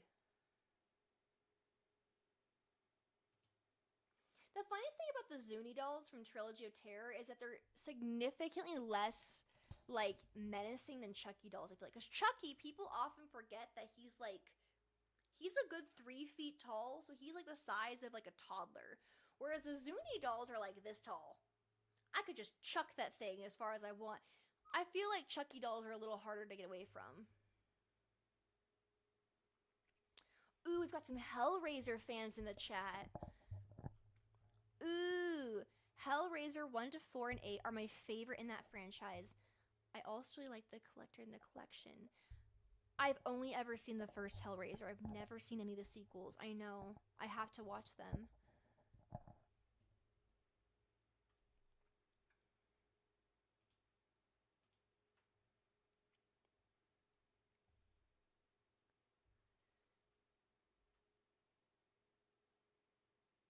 You can't hear me?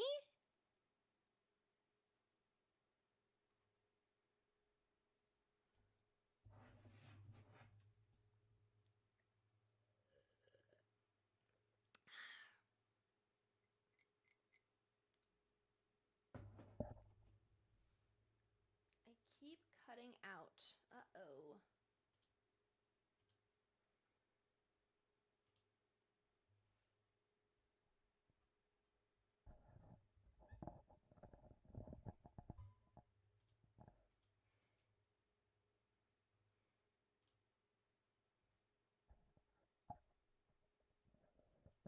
It keeps dropping in and out?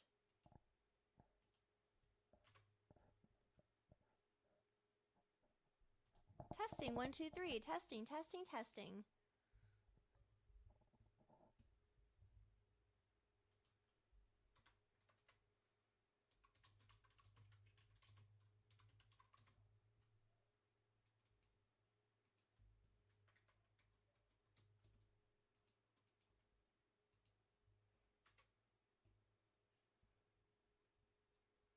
I feel like it's fine on my end. That's really weird. Twitch, how am I sounding to you guys over there?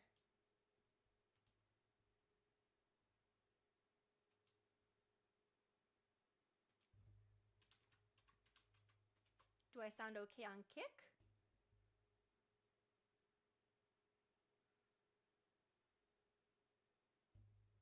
Huh.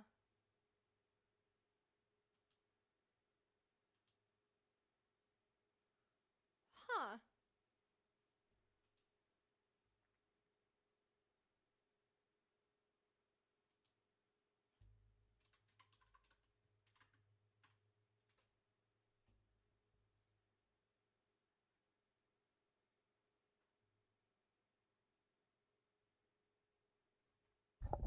Oh.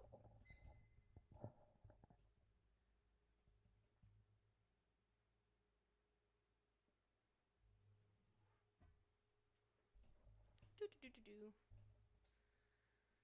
I'm having no issues on Twitch. I'm having no issues on YouTube.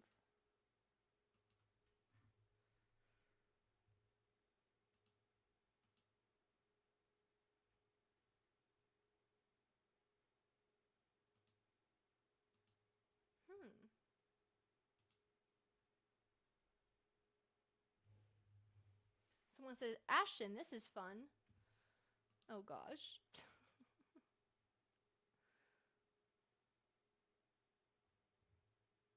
Well, I'm glad I could be of service to you guys. Hello! How are you?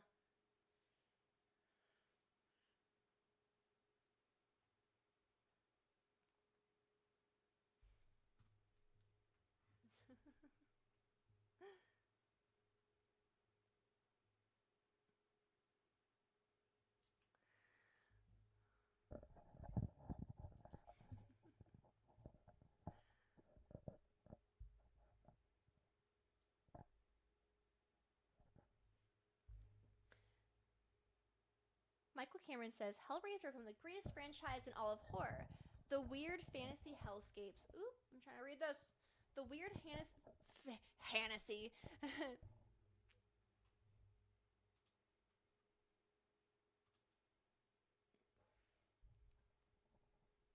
I'm so sorry. Let me go back to your comment.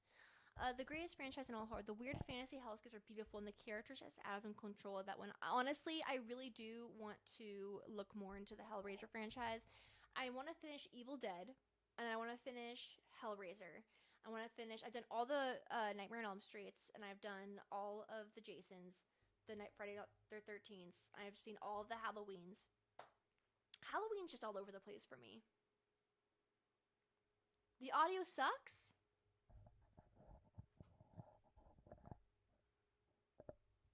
Can you guys really not hear me?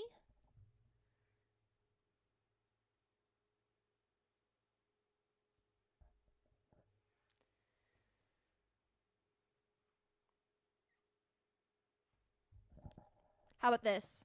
Is this better? Do. Can you guys hear me still?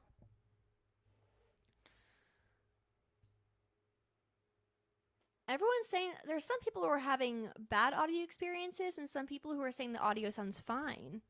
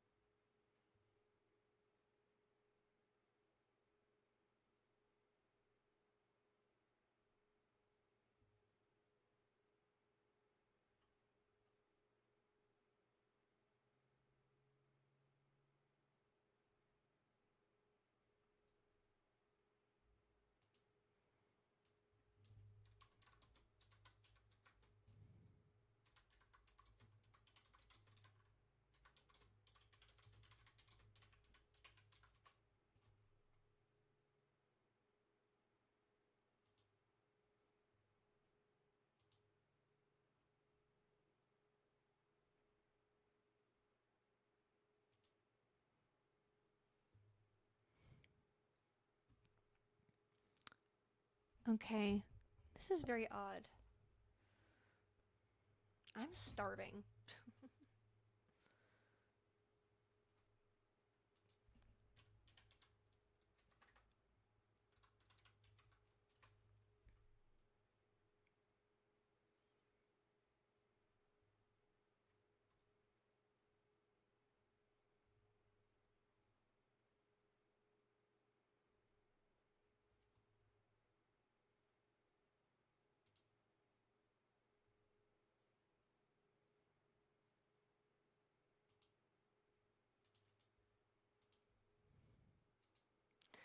Frank S wants me to do treat stream. Okay. Well, we can.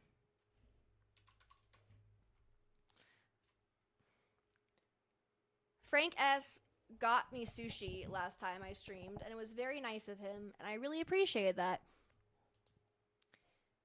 Should I do a food review with this? We've covered everything. We've covered politics and horror movies. We've done it all. Ooh, here's a good question. Shooter Down Under wants to know, how about final girls in horror movies? Who's your favorite? I can't say Nancy, because Nancy dies eventually. I always assumed, like, when I first saw the first Nightmare on Elm Street, I assumed Nancy died. So I was really surprised when she came back.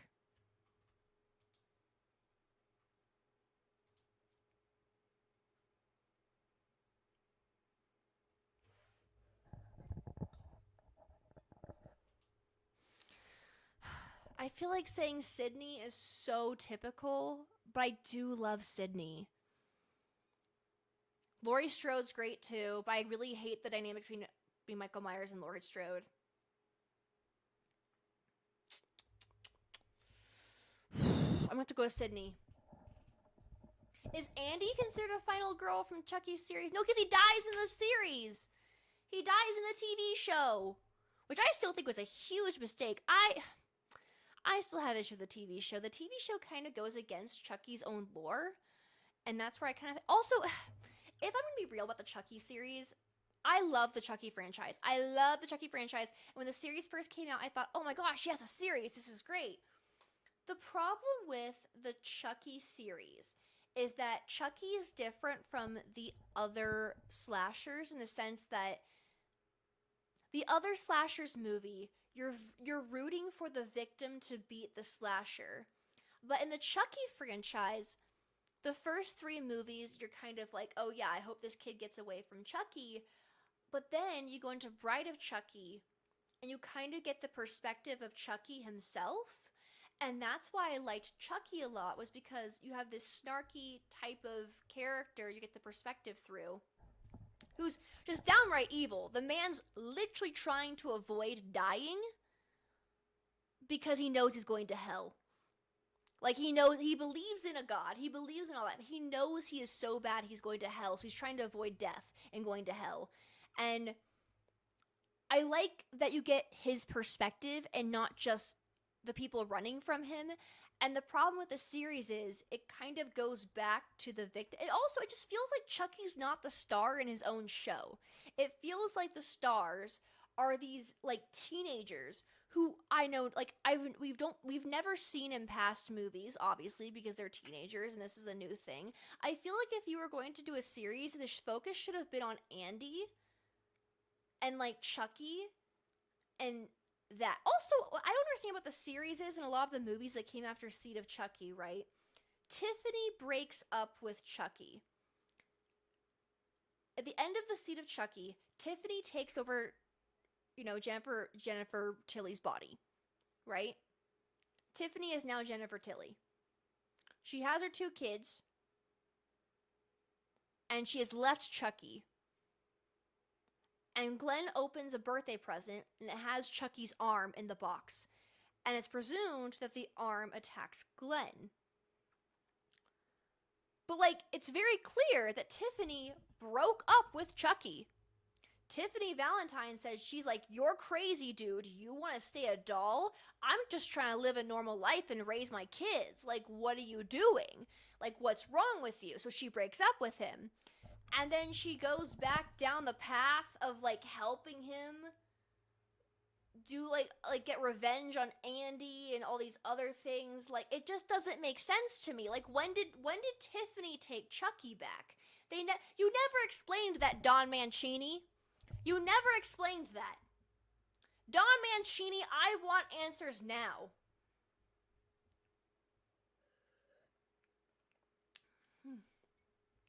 Michael Cameron says Cabin in the Woods is amazing too. Oh yeah, no, it's very clearly somewhat of a parody based on Evil Dead. I remember watching Evil Dead after I'd watched Cabin in the Woods and thinking, oh, so this is where they got the idea of going down into the basement and finding the different stuff. But Cabin in the Woods is brilliant. I love Cabin in the Woods because it really does play on, like, horror movie legends and how they're made. Ooh, Douglas Dauntless asks, Goonies or Lost Boys? Okay, so I am very much pro-horror most of the time, but I'm gonna have to say Goonies. I know it's a hot take if you're a horror fan, but I prefer Goonies over Lost Boys. For me... Oh, someone wants to know who's on my mug. It's Killer Clowns from Outer Space. It's one of my favorite movies ever made. I just feel like Lost Boys, there were a lot of things about it that could have been better. I know it's a very bad thing for someone to say when they love 80s horror. Don't get me wrong, I love that aesthetic of vampire the most. I love 80s punk rock vampire. I think Lost Boys are my favorite vampires, especially growing up in the Bay Area, like growing up going to Santa Cruz Beach Boardwalk during the summer. It's my dream to go back there one day and do a Lost Boys photo shoot. Don't get me wrong, I love Lost Boys, but Goonies is just one of those feel-good movies. It's a rainy day, you're not feeling too well, you're kind of out of it, and you just put on the Goonies. It's just a perfectly done film. It's so good.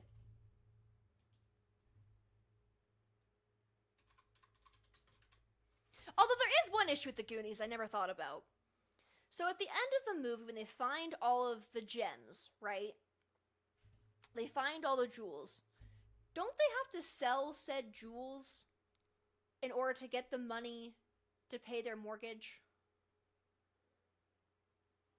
And doesn't Jules have, like, it doesn't have the best... It's just a feel-good movie. Whatever. Don't listen to me. I will say they should have never cut out the giant octopus part.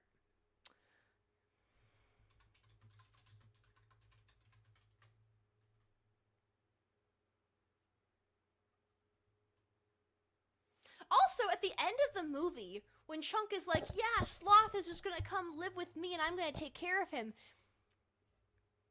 Chunk's parents are just gonna let in this strange man they've never met who clearly needs medical and psychiatric help after being, like, chained up and abused by his family for years? I don't think so.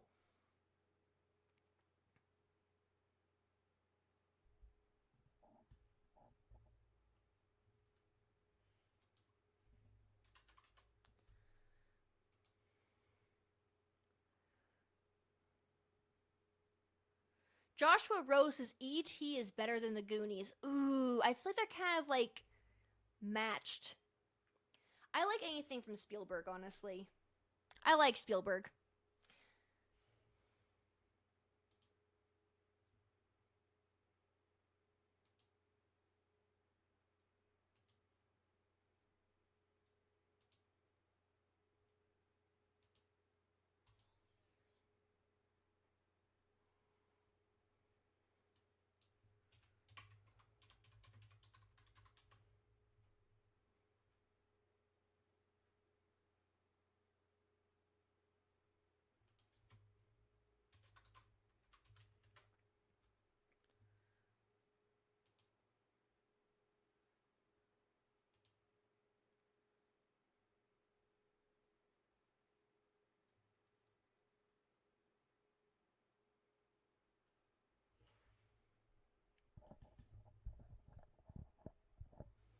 Joshua Rose says, I think E.T. is better than the Goonies. Oh, for what kids' films should be. I feel like they're matched, in my opinion. I think AI artificial intelligence is underrated. Oh, do you mean the movie? It's got the kid from The Shining, right? Oh, I haven't seen that movie in a hot minute. That's another kind of Frankenstein story. Okay, speaking of Frankenstein stories, I have always said that Jurassic Park is a Frankenstein story.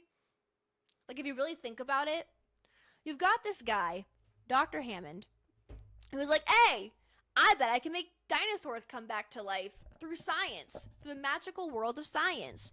And so he does it. And he's like, I'm going to make a theme park out of it. He essentially plays God to bring back these things that should not be back in modern times.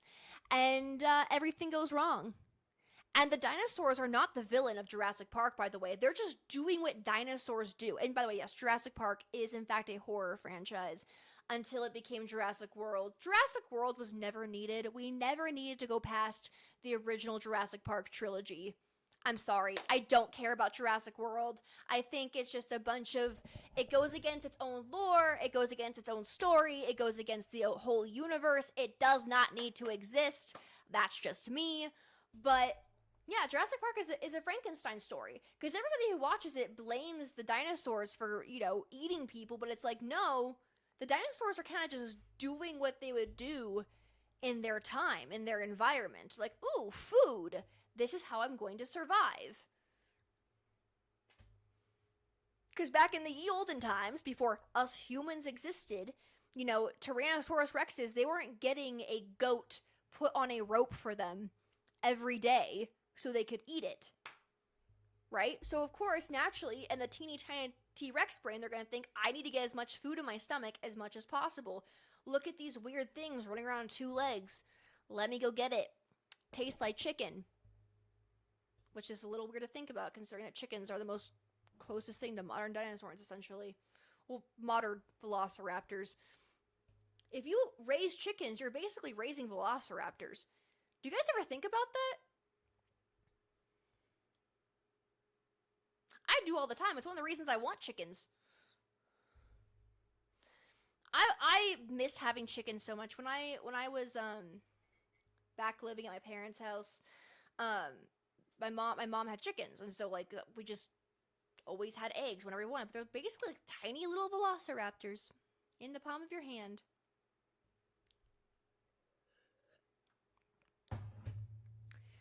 Gregory564 said, have you ever seen It Follows? No, that is also on my watch list. I've been meaning to give it. I keep seeing clips about it, and it looks very eerie. It looks like it doesn't take place in a real world or time, and that's the part that kind of freaks me out the most, if that makes sense.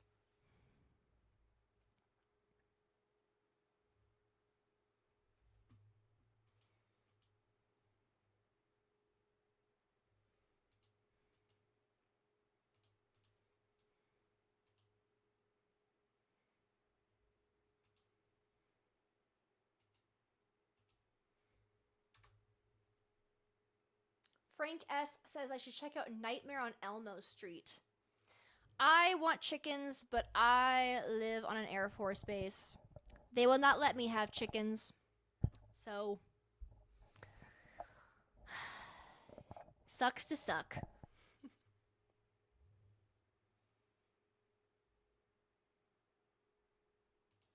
What's Nightmare on Elmo Street?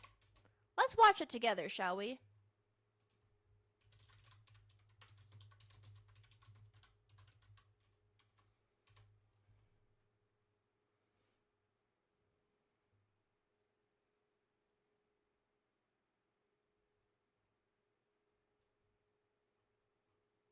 I'm not finding Nightmare on Elmo Street, buddy.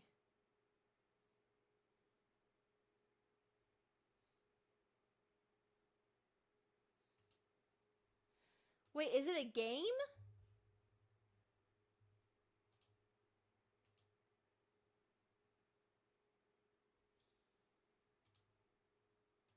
Hold on, what is this?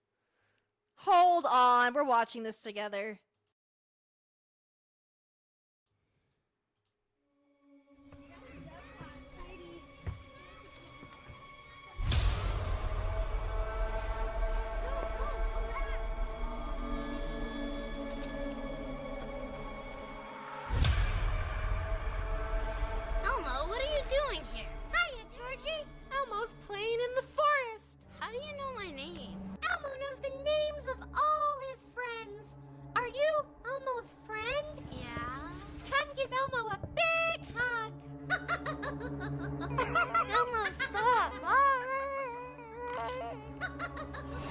What are you making me watch? What is this, Frank? What are you making me watch?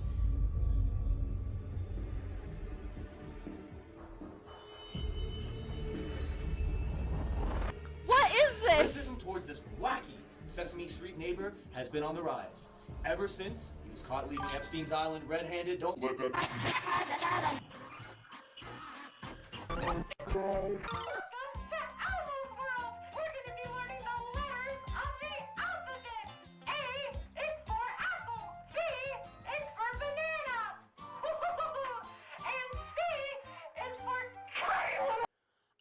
Okay. Well,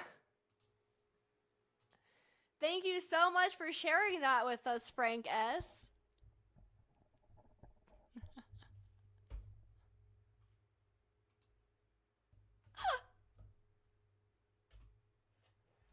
What did I just watch?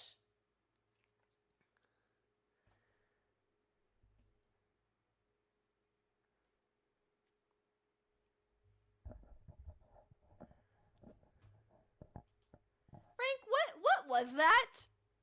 What was the purpose of that?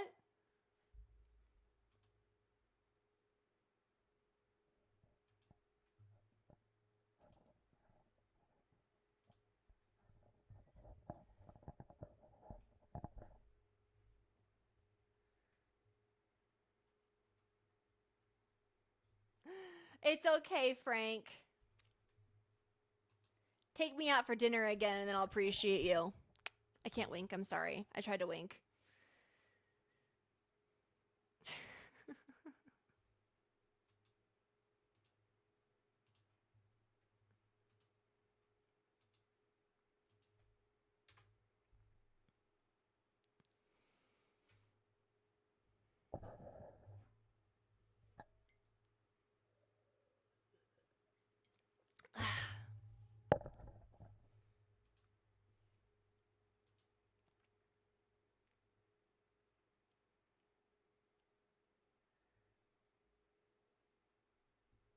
We did cover politics earlier, though.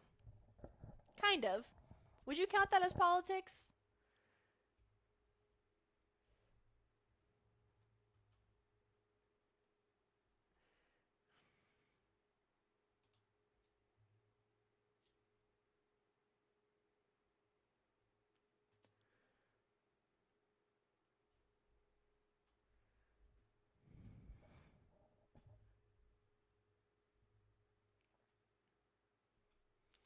Craigery564 says, way off topic here. Have you ever had your IQ tested?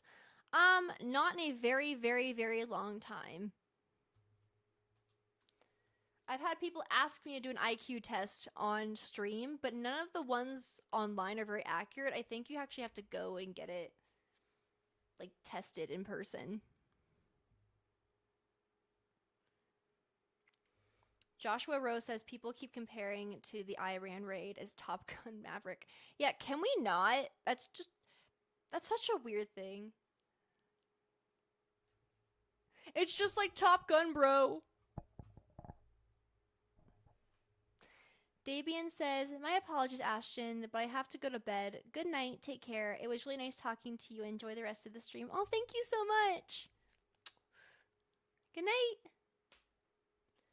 Speaking of which, I am getting very, very, very hungry. So I think I'm going to go head out and make myself a nice dinner. I love you all very much. Bye, guys.